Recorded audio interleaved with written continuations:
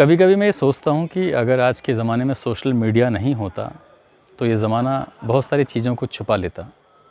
लेकिन फिर भी बहुत सारी चीज़ें ऐसी होती हैं जो समाज तक पहुँच ही नहीं पाती हैं, और हम सबको इस सोशल मीडिया का थैंक यू बोलना चाहिए।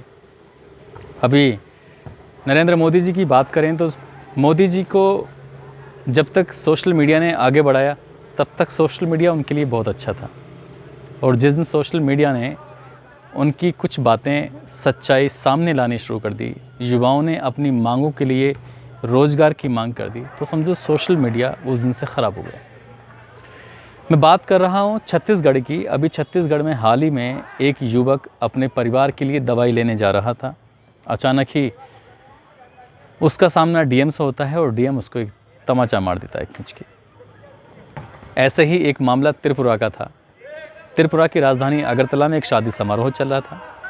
शैलेश यादव जो डीएम साहब हैं वहाँ के, तो वो अपनी टीम के साथ जाते हैं और शादी समारोह में दूल्हे को, पंडित जी को, सबको बारी बारी से पीटते हैं। वो वीडियो भी सोशल मीडिया पर वायरल हो जाता है। ऐसे ही एक मामला है उत्तर प्रदेश के उन्नाव का। उन्नाव में एक सब्जी विक्रेता था फैज़ल सब्जी बेच रहा था। सिपाहियों ने उसको पकड़ा, उसको मारा, और मारपीट में इतनी चोट लग गई कि फैज़ल की जान ही चली गई। आदाब, नमस्कार, सत श्री अकाल। मैं उस्मान सैफ़ी और मैं आज बात कर रहा हूं उत्तर प्रदेश के ज़िला अमरोहा की। ज़िला अमरोहा में एक मोहल्ला है छंगा दरवाज़ा। मोहल्ला छंगा दरवाज़ा में सूफ़ी वसीम हैं जो यहाँ के रहने वाले हैं। पेशे से वो एक ऑटो ड्राइवर हैं, और जब आम का सीज़न आता है तो वह मज़दूरी करने के लिए, किसी बाग की रखवाली करने के लिए कुछ टाइम के लिए चले जाते हैं। ऐसे ही एक नासिर हुसैन एडवोकेट, इनका अपना खुद का बाग है। पिछले 15 दिन से सूफ़ी जी यहाँ पर उनकी बाग की रखवाली कर रहे थे।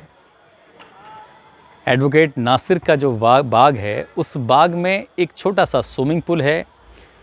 उसी स्विमिंग पूल में लोग नहाने के लिए भी आते हैं। आम लोगों के साथ साथ कुछ पुलिस वाले भी नहाने के लिए आते हैं, दोपहर में खाना भी खा लेते हैं। तो ऐसे ही ये सिलसिला चल रहा है काफ़ी दिन से। तो यहाँ सूफ़ी जी की मैं आपको एक तस्वीर दिखा देना चाहता हूँ। ये सूफ़ी जी हैं जो आप मेरे बराबर में ये तस्वीर आप देख रहे हैं। इनका कसूर सिर्फ इतना था कि इनकी दाढ़ी थी। 28 तारीख की रात को कि अमरोहा पुलिस ने इनको और इन सहित 5 लोगों को हिरासत में ले लिया। सूफ़ी जी कहते हैं कि 2 वो सिपाही जो अक्सर बाग में खाना खाने आते थे, वो नहाने भी आया करते थे, मनीष, संतोष और दरोगा संदीप चौधरी। रात को यहाँ से बाग में काम करने वाले 5 मज़दूर को उठा के ले जाते हैं। उन 5 मज़दूरों में से एक मज़दूर जो होता है उसको दाढ़ी होती है। सूफ़ी वसीम की मैं बात कर रहा हूँ।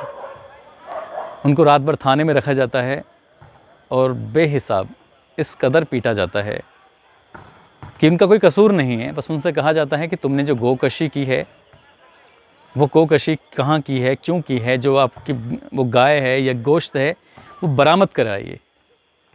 लेकिन अब सूफ़ी वसीम, मैंने आपको बताया पहले ही, वो पेशे से ऑटो ड्राइवर है।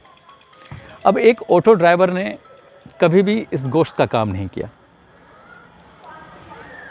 अगर हम उसकी जाति की बात करें तो ये मंसूरी जो जाति होती है, ये कपास की धुनाई का काम करते हैं। इन्हें मुस्लिम धुने भी कहते हैं। तो इनके ख़ानदान में, ये कहते हैं कि इनके ख़ानदान में किसी ने भी आज तक मीट का कारोबार नहीं किया है। वो बार बार जब मेरी उनसे बात होती है फ़ोन पे तो कहते हैं सिर्फ मेरा कसूर इतना था कि दाढ़ी थी। और जब पुलिस ने इनको उठाया है, गिरफ़्तार किया है, हिरासत में लिया है, तब ज़्यादातर उन पुलिस वालों ने शराब पी रखी थी, वो नशे में थे।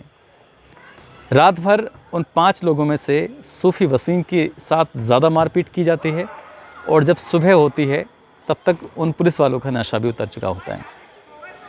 जैसे नशा उतरता है, वो उन 5 मज़दूरों से कहते हैं कि अब आप अपने घर चले जाओ।